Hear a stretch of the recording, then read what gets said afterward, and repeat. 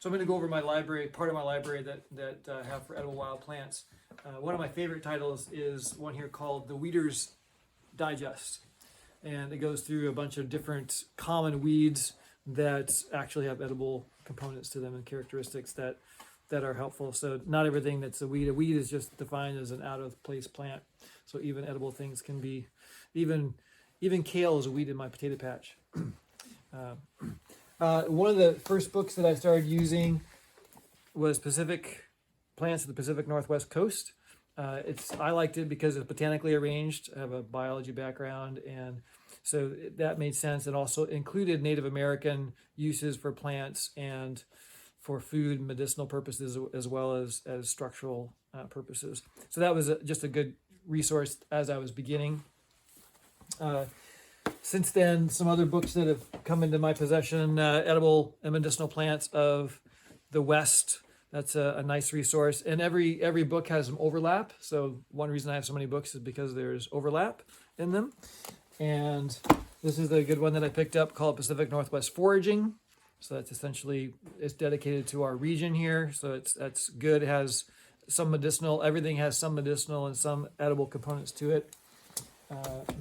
This is a nice one. It's very from dirt to plate, wild foods from dirt to plate, edible wild plants. It's very detailed on the plants that are there. So recipes as well as all stages of its life. So it's a very comprehensive book for the plants that it covers. It's not as comprehensive as far as the scope of the plants that are treated, but the ones that they do have, they go into great depth on. This is a nice one too, Wild Edibles by Sergei. And it also goes into more the nutritional value of them as well as recipes. So this is a nice in that regard. So recipes for actually using them rather than just telling you that they're edible. So that's always helpful to know how to actually apply it.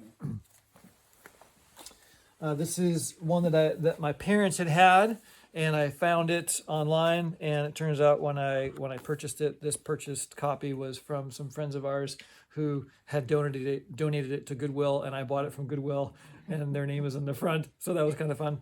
But plants for health, and it has edible and medicinal uses, has line drawings of them, and short bios on plants from all over the North America. So these are North America specific plants. And some books that I've come to use significantly recently. This is the Lost Book of Herbal Remedies, Nicole Apelian. So this both has medicinal and edible wild plants. And then a companion guide to it is the Forager's Guide to Wild Foods. So this is a much broader list of plants. It doesn't have as much in depth on the medicinal components, but it has all across the United States of edible wild plants and a variety of recipes associated with it too. So those are kind of the go-to resources that I like to use. This book here is Edible and Medicinal Plants of the West. So this is Western North America. If you're in another region of the world and a different continent, you'll have continent-specific, country-specific plants and knowledge that you'll want to locate resources that are specific to your area, because these books aren't particularly dedicated to other parts of the world. To be aware of new videos like this one, be sure to subscribe to the Preparing for the Time of Trouble channel. For more free videos and downloadable audio podcasts, as well as handouts, go to www.preparingforthetimeoftrouble.com.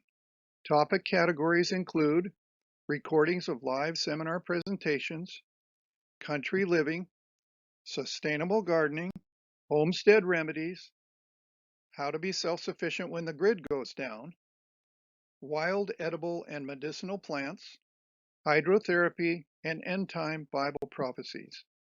To take advantage of these free resources, go to preparingforthetimeoftrouble.com.